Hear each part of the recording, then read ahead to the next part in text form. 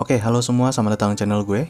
Jadi kali ini gue kedatangan mainan baru, yaitu Moondrop SSR Super Spaceship Reference. Wah, ini adalah earphone wajib para wibu. Nggak wajib juga sih, karena sebagai wibu gue tergelitik dengan gambar ilustrasi di boxnya. Yang bikin gue beli itu cuma ini doang sebenarnya.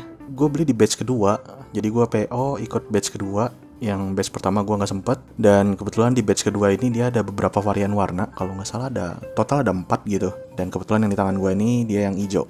Jadi kotaknya tuh kayak gini, ukurannya tuh cukup kecil ya, setangan gue, segunting andalan kita, segunting, mungkin ini kali ya, compact disc, bukan CD sih, ya compact disc, CD bullet itu, CD PS2 gitu, atau CD kaset VCD gitu, mirip sama Hibiscus. Ini sampingnya tuh kosong begini, bawahnya ada tulisan Moondrop Lab. Itu websitenya, kalau mau cek aja. Terus samping atasnya nggak ada lagi. Terus di belakangnya itu, nah ini panjang kabelnya nggak dijelasin, cuman dikasih tahu kabelnya jenisnya silver plated 4N leads OFC. Pelan-pelan, jangan sampai rusak. Sepertinya tidak robek. Sudah 2 menit membuka kotak ini. Bahkan ini masih segini pun keras banget coy. Waifu sekali. Widih, hijaunya mas bro, gila glossy banget hijaunya. Gue kira Dove loh, soalnya gue liat di webnya gitu kayak Dove gitu. Ini fungsinya, jadi ini ada buletan nih di sini nih. Entah kenapa dia malah masuk ke dalam gitu tuh, malah masuk ke dalam dia. Kita lihat apa aja isinya di dalamnya. Bukanya dari mana sih? Dari sini, dari sana, dari sini sama aja. Ada pouchnya, ternyata dapat pouch di dalamnya kosong. Gelap, pitch black, bahkan kameranya nggak mau fokus. Di dalamnya itu ada ear tips 2, 4, 6. Berarti kita dapat 3 set. Kita pinggirin dulu. Terus kita ke kotak earphone-nya. Ternyata dia tidak ada ear tipsnya. Terus nih kita kitabnya. Ada 2. Ini SSR SSP.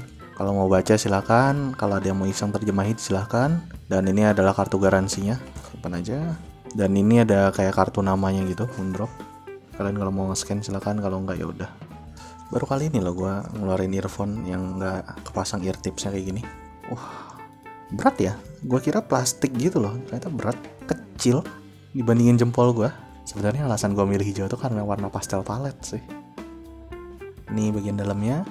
Ada semacam tekstur kotornya gitu ya. Harusnya nggak ada tekstur begini sih ya. Tinggal dilap-lap aja sih, lap-lap halus aja. Nanti dia juga bersih lagi.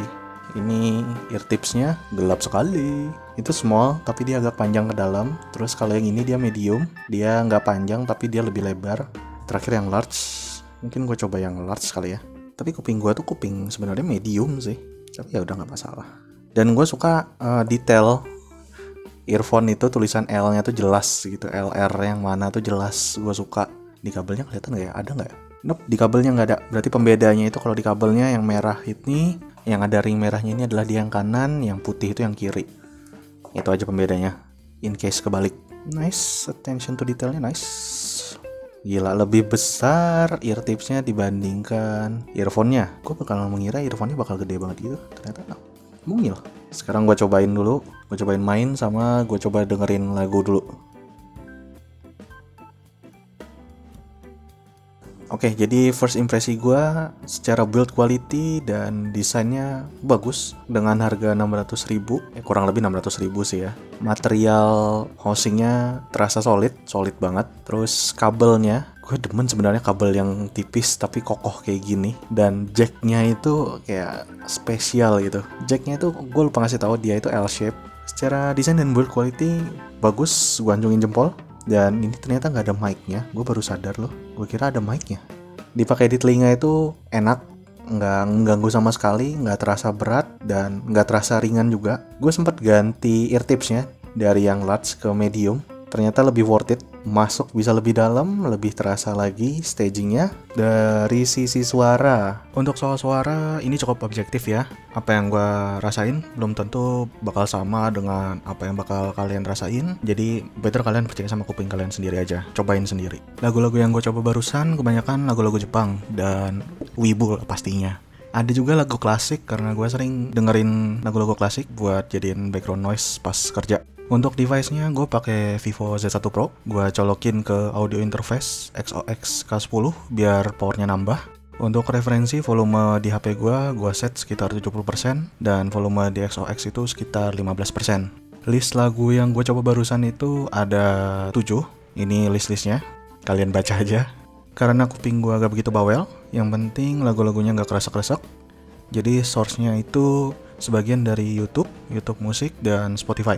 Tentu aja kualitasnya semua rata kanan alias yang paling bagus untuk YouTube musik dan Spotify. Dari 7 lagu ini bisa gue bilang kalau earphone ini memang cocok buat lagu-lagu J-pop.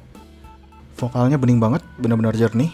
Mau itu suara cowok atau suara cewek. Earphone ini juga cocok buat dengerin lagu-lagu klasik kayak Canon in D major yang ada di nomor 6.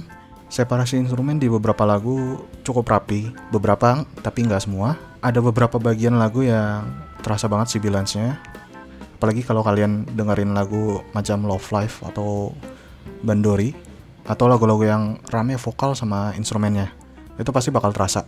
Contohnya kayak Song I Am-nya Rosalia yang ada di nomor 2. Earphone ini V-shape, bright, sound stagingnya biasa aja, nggak luas-luas banget tapi nggak sempit-sempit banget, dan agak sedikit flat. Gebukan bassnya terasa tapi kuantitasnya tuh dikit banget. Kalau kalian tipe orang yang suka bass atau berharap pada bass di earphone ini, menurut gue ini bukan pilihan yang tepat buat kalian. Earphone ini juga cukup cering-cering ya. Gue kurang rekomendasiin buat yang nggak biasa dengan sound signature yang menusuk dan cering-cering. Somehow gue juga ngerasa suaranya agak mundur. Dan memang terbukti pas gue coba dengerin ASMR, suaranya tuh nggak terasa persis di kuping gitu. Apalagi pas bagian bisik-bisik. Nggak banget lah pokoknya. Buat main game, karena game yang gue coba adalah game ritme atau game rhythm, kayak Bandori, DRST, Nanaon, Sekolah Idol Festival, bla bla bla bla bla. Impresi gue tuh sama kayak yang udah gue jelasin sebelumnya. Tapi buat main game kayak PUBG atau CODM, sayang gue belum bisa kasih impresi karena gue lagi vakum main kedua game tersebut. Sekian impresi singkat dari gue. Kalau ditanya apakah worth it atau enggak, buat gue sih ini worth it ya. Untuk di range harga 500-600 ribuan. Tinggal kalian coba aja sendiri, rasain sendiri, baru kalian putusin itu worth apa enggak buat kalian. Oke, sekian dulu video unboxing dan impresi Moondrop SSR dari gua. Thanks for watching guys. Sampai ketemu di video selanjutnya. Bye bye.